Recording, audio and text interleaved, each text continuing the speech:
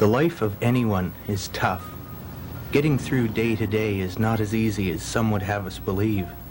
Today, for example, I got up before 10, bought a new pair of shoes, proofread a dozen pages, and generally worried over a dinner engagement I'd made with an old friend and colleague, Andrew Gregari. At one time the most successful publisher of Harlequin romances on the West Coast, a few years ago, Andrew simply disappeared, walking out on everyone. He walked out on his wife and children as easily as those of us who earned a meager living writing potboiler romance novels for his company. I would have been happy never to see him again, but when he kept filling up my answering machine with message after message, I decided to let bygones be bygones. Besides, I hadn't yet sold the first installment of my autobiography. Let me tell you about an interesting experience I had about 3.5 years ago. I just made an enormous amount of money and I had to make a quick trip down to South Africa to avoid some unpleasantness with the banks. Yeah, I ran into George. I remember him saying that he'd seen you in South Africa. Yeah, I was living in a grass hut just outside of Johannesburg under an assumed hairpiece. And not only being there for the obvious reasons, I stumbled upon an interesting tribe, the Incawates. Have you ever heard of them? No, I don't think so. Oh, they're a tall race. They made a National Geographic about them, 78. They're 8.5 feet. They're very tall. And I wandered into their tribe one day and was talking very intelligently for about 3 or 4 hours with them. And finally the chief came up and he pulled me aside and we sat down at a stone table. And someone brought a nice bowl of fruit in case we were hungry, and someone else brought some nice cool water in case we got hot and thirsty. And we sat around and talked about philosophy of the tribe. The tribe believed that all living creatures had a common ancestry. You mean this primitive African tribe actually believed in Darwin's theory of evolution? No, nothing like that. They just believed that all creatures were related. For instance, a cow sitting over there, it could be their first or second cousin. Yeah. They believed this so that they felt nothing about going over there and eating a cow. So likewise, they felt nothing about going to another tribe and taking one of the tribesmen and eating them as well, as long as they weren't related closely, within marriage. Wow. Yeah, and we sat and I stood with them for several weeks, and they treated me very, very nicely, and we'd sit around and talk and drink their fermented fruit juice, and there'd be dancing toward the evening, and the women would bring in the meal. And considering their diet, it made for very interesting meals. I can imagine. Good evening, gentlemen. Your menus. Thank you. How's the pâté penguin done? Our penguins are flown in fresh daily from Antarctica. The liver is removed and allowed to adjust to room temperature. Then our master chef combines the right amount of herbs and spices, and the whole concoction is pureed for 20 minutes and served with peas. That sounds good. I'll have that, but not flambé. Tell me, what is the ORTNERSP?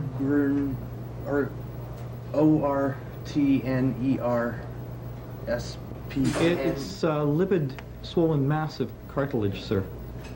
Served with stewed tomatoes prepared by our chef. It's really quite delicious. Are there bones in it? No bones, sir, just cartilage. Fine, I'll have that. And for the main course, gentlemen? Steak tartare with lima beans. Oh, lima beans. I'll have that as well. For wine, Sangre de Toro. Very good. Thank you very much, gentlemen. Thank you. Well, tell me, have you seen Ralph? When I was in Lapland a couple of years ago, I'd made an account down in Rio de Janeiro, and the bank was making rude noises, so I decided to visit Ralph. And I found him living in what I could only describe as an ancient monastery. Oh, well, knowing Ralph, I suppose he was illuminating manuscript pages. No, treasure. He was looking for treasure on a small plot of land that the monastery owned. And the monks were helping him along. They, without any tools or anything, they would just kind of scuffle around the ground trying to turn something up. I don't understand. Is this all they did? No, they also had a herd of reindeer which they tended. And aside from the reindeer, they really didn't do very much. Well, they they wouldn't have been breeding them for profit. What were they doing, trying to save them from extinction? No, just something to do. You see, you have to understand that these men, they call themselves the Brothers of Divine Poverty. They believe that what God gave them, they had to take as it stood. As a result, everything they own and anything they make is strictly from natural sources. For instance, the robes they wore was made of hair. And it took quite a while to make a nice robe, considering these people were balding from their diet. What do they eat? Well, they made sort of a stew out of the moss that was found on the side of the wall, or they could make a broth out of the grass, or sometimes they made shaved off their finger clippings and made a stew out of that. You know? God, it sounds awful. Well, actually, I really don't know. I never stood around for the first course. I headed off to the nearby town for reindeer steak and mashed potatoes with sour cream and chives and melted butter. I mean, I may be into new experiences and all that, but I'm not crazy. So you think these monks were crazy? No, not at all. They've found a purposeful way towards God, which, after all, is a very difficult thing to do. Yeah, that may be, but the way they lived, I mean, they all sound insane to me. No, you look at it this way, Walter. They believe that by rejecting the outside world, that they are preparing themselves for the day that God would come and give them a heaven on earth. You mean they expected God to stick his big foot down from heaven and move the earth and let them find this treasure they were hunting for? No. They just wanted a healthy head of hair so that they can make better clothing. And after all, it is cold in my planet.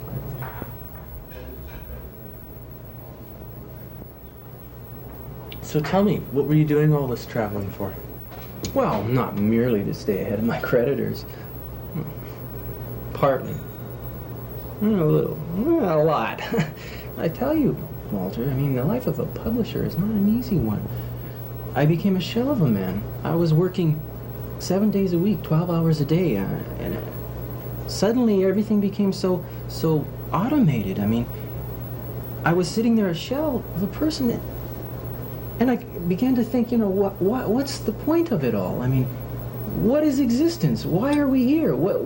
There must be a reason for it all. So I decided to travel and find myself. But what about your family? Didn't you miss them? Well, of course I missed them. I missed them every minute of every day. But at the same time, I found myself glad they weren't around. Especially the youngest one. What a schmuck. But isn't that one of the paradoxes of the human condition? I mean, how many people do you want to see every day of your life? I mean, I'm sure my 15-year-old son doesn't want to see me every day, and I'm sure that when I was 15, I didn't want my old man hanging around all the time. So, I left them, my children, my wife, to the mercies of the small claims court, and I'm sure that after a while they never wanted to see me again. It's always been one of my consoling thoughts. I mean, I believe we're all eternal souls going through the eons of history and always coming together in our family units. I mean, it's a vicious circle, but it's one way of getting through this veil of tears. There you are, gentlemen. This isn't what we ordered. I'm sorry, sir. Are you sure? Of course I'm sure. Oh, please, sir. Maybe you wouldn't want to try some? Of course not. We want what we ordered. And you don't want any of this? What is it? Never mind what it is. We want what we ordered. It's our Tuesday night special, sir. It's fried calf's brains with oyster sauce. It's really quite delicious. Take it away. We don't want it. Yes, sir. Right away, sir. I'm sorry, Walter. They're normally much better here. Oh, that's all right. Anyway, it didn't smell all that bad. Well, the point is, the waiter refused to listen to what I had to say. I mean, you'd think by the way I ordered that he would know I was serious about what I wanted. Well, I suppose that... I'm sorry, gentlemen. I've forgotten what you've ordered. I don't believe this. Tuesday night, sir. Everybody orders the fried calf's I brains. don't want the damn brains. He wants the stewed cartilages, I want the pâté de penguin, and we both want steak tartare with a side order of lima beans. Got that? No Tuesday night special. No. Very good, sir. I see what you mean. He wasn't really paying attention, was he? I'd have more success communicating with this glass of water than I could with that idiot. I hate him. Hate him. So, anyway, where else did you go? I went to Tibet for a couple months. Scenic vistas with high-peaked mountains thrusting into cold, pure blue mountain skies, massive peaks and ridges, all covered in a cloak of pristine, crystalline snow. Sounds great. Yeah, I have a postcard. It says so right here. See? See? Wow. It really looks fantastic. I was in the après ski bar with the High Lama. We just finished coming from the slopes, and here was this man, a leader of tens of thousands of devoted followers, and couldn't afford lift tickets, and talk about gift to the gab. That man could talk the legs off a nightstand. It was incredible. Let me tell you, he was never alone on a Saturday night. And we'd sit around talking, and we'd talk about life and the meaning of things, and we'd discuss philosophy and theology and all sorts of things, and we'd get down to the nitty-gritty, you know, all these things that really matter, you know, like, for instance, why would people want to swallow live goldfish, or why has racquetball become so popular in the young urban professionals? I mean, we sat and talked, and you know what I think, Walter? You know, here speaking with this master of theology, I really don't think he had any more answers than I did. I think he just found a cushy job, and that's all he really wanted. There you go, gentlemen. Thank you. How's that, sir? Fine. More to your liking, sir? You still wish to order the steak tartare, right, sir? Yes, please. There's no way I could convince you to share a special, No, thank you. but if you should change your mind, I don't think we will. I know, sir, but if you change your mind, I don't think there's a chance of that. very good, sir. What an annoying guy. I mean, I could talk more freely and make more sense with these peas on my plate than I could with that simpleton. I think that's a little extreme. No, I honestly believe I could. How's it going, fellas? Sure, but... Well, that's understandable, but... Well, then have it your way.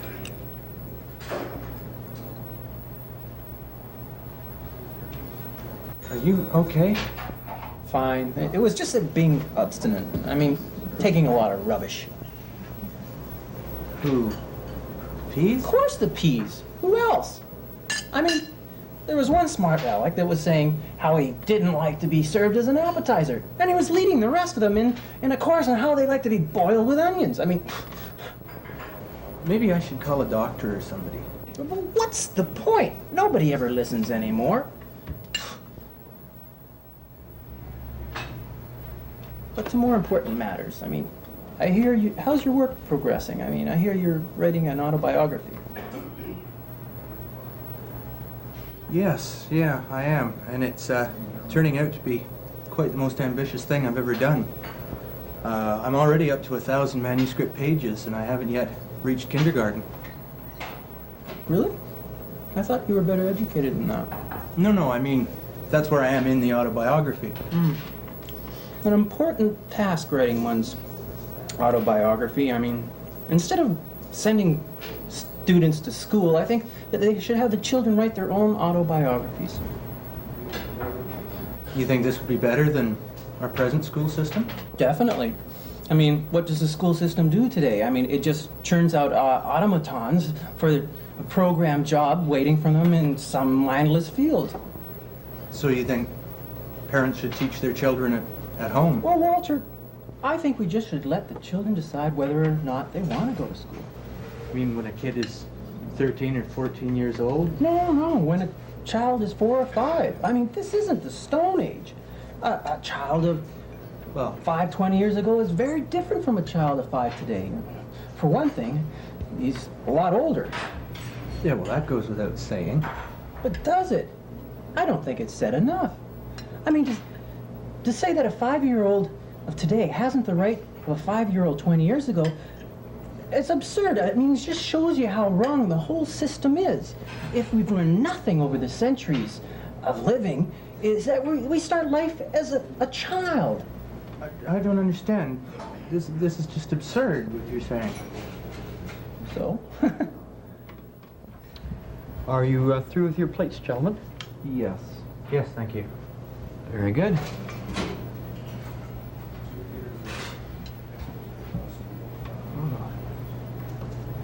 Jeez.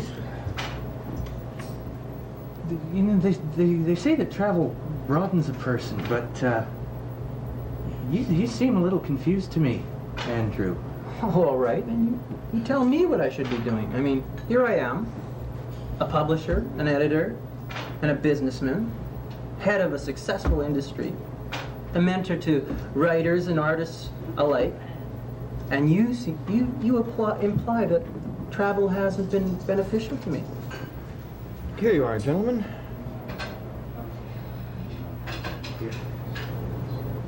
This isn't what we ordered. Are you positive? Do I have to call the manager? I don't know, sir. Do you have to call the manager, sir? Oh, all right, I will call the manager, sir. And Andrew, calm down. Well, take these away and bring us our steaks. Oh, steaks. I thought you said cakes. You just will not pay attention. I'd like to bury him alive. I'd like to hold his face over a lit candle and watch it burn. Andrew, calm down. Okay. Okay, tell me, Mr. Writer. What do you think the role of an artist is in today's society? The role of the artist? Well, it's up to the artist to be brave enough and intelligent enough and entertaining enough that he can try and stem this flow of helplessness which seems to be washing over everyone. This feeling that the world's going down the drain and there's nothing that we can do about it. That we can't make a difference individually, and he can point out to society that we aren't totally helpless, that it isn't too late to change the world. We can make a difference if we really want to. And every night where society is being anesthetized by television telling us that we're not doing anything wrong, that morally we can live like this if we want to, and yet we can't. We're mining our forests, we're poisoning our rivers, we're polluting our air, we're killing the oceans, and you tell me what you think. I mean, am I wrong?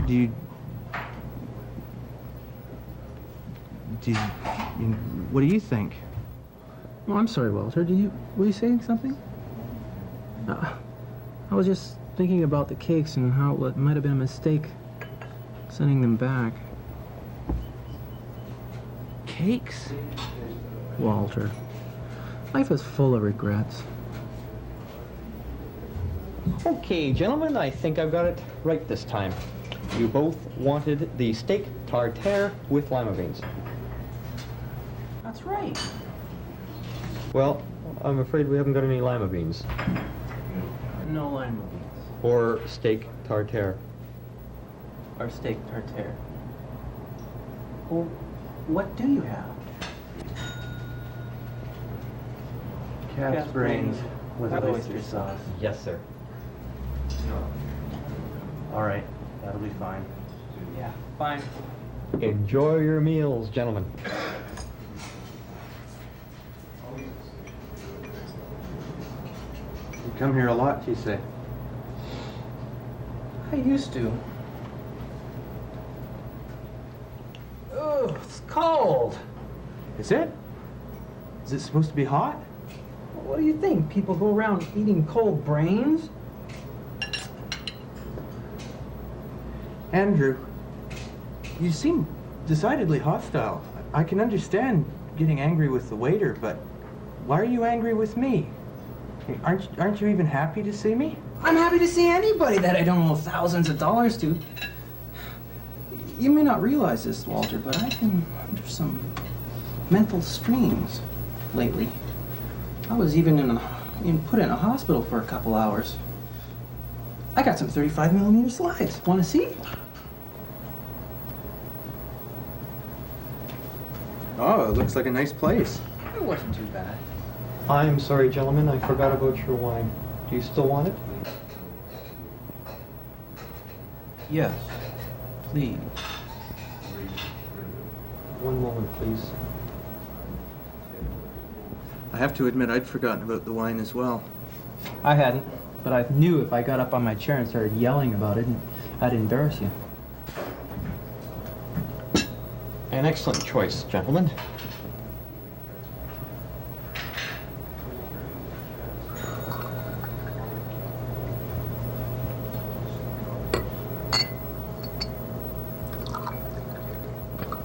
That's fine.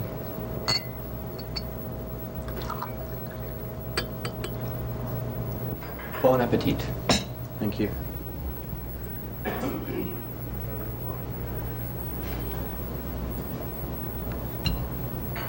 Careful, Andrew. I've never seen you act like this before. I got problems, Walter. I'm up to my buttocks in legal action. Everybody's trying to sue me left, right, and center. I feel like a wild pig being chased by savages. It's one of the most dangerous things I ever done coming back to this country. But I had to see you. I don't understand. I want you to abandon your autobiography. I want you to tackle something much, much more important. Just for a little while. What's more important to me than my own life story? Oh, come on, Walter. Don't be so self-centered. I want you to do my biography. Is this why we're having dinner tonight?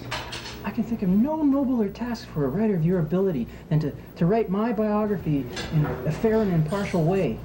But, Andrew, I'm right in the middle of kindergarten. Come on, Walter. You're not the center of the universe. Oh, here. Have another glass of wine. Your reticence to do me this one small favor, it reminds me of a fellow that I met in China. I was walking along the Great Wall of China, and it's amazing how far you can get from instant credit checks if you're willing to travel far enough. And I met this fellow, and we became walking companions. And we'd walk along the wall, and his total sum of his job was just to find graffiti that the revisionist had written on the walls. Here, I got some GAF slides for you here. Anyway, we'd walk along this wall, and this man, all he would do is complain how he was alone, and how he wanted to go back to his village and see his people again. So he figured, hey, when my shoes run out, I'll be able to go down. But it seemed like every time his shoes were just about worn out. The next morning he'd wake up and a new pair of shoes. So here is this man with a big task ahead of him, and all he could do was think of his shoes. What's the point?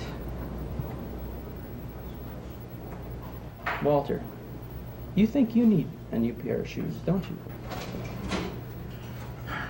you? Andrew, you gave me my start in this business. When I was a young writer starting out, there wasn't another publisher of cheap, sleazy, 12 for a dime Harlequin romances who would hire me. But I have to tell you, even though you're everything I've always aspired to, rich and successful editor and publisher of Harlequin romances, I think you've slipped a cog. You think I'm nuts, don't you, Walter? I think that once fine mind of yours is come loose from its psychological moorings, and you're slipping away from reality. And it's about time you checked into a nice rubberized hospital and let them cut a piece out of the front of your brain. Well, that's all fine, dandy, but you think I'm nuts, don't you, Walter? I'm afraid I do, Andrew. Don't you think that a book chronicling my degenerating mind would get me off the hook with my creditors, so to speak? I hardly think that... I mean, don't you think that I would get off scot-free if you wrote this book about me going It's nuts? also unorthodox. I mean, think about it, Walt. You actually expect me Walter, to sit here I need and... help. I've been acting like a maniac for the past 2 years, and nobody believes me I'm crazy. This is insane. How can you even... I mean, you may as well just pull my cord if I was on a life support system. I mean, How you can just you may as well even cut off consider my doing right arm. something I mean, like that? that's what it's going to come down to sooner or later. I mean, you don't know who I've been dealing with, who I owe money This to. makes no sense Walter, to me. It's just No, like the no. pig. I mean, All right, you're I'll putting do in it. that I'll do final it. spike that's going to drive me down to the wall. I'll write your life story. I'll write your life story. I'll write your life story. Phone you in a couple of days. I'm writing his life story. I got a phone call to make. I'll be right back.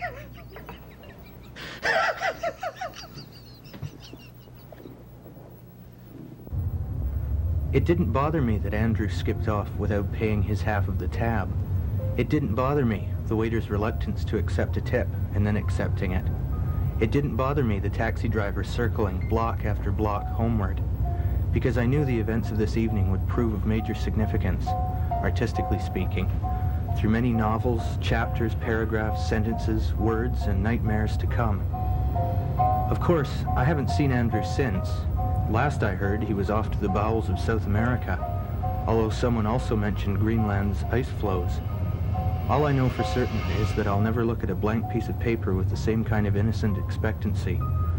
There will always be Andrew's face there, ahead of me, calculating every word.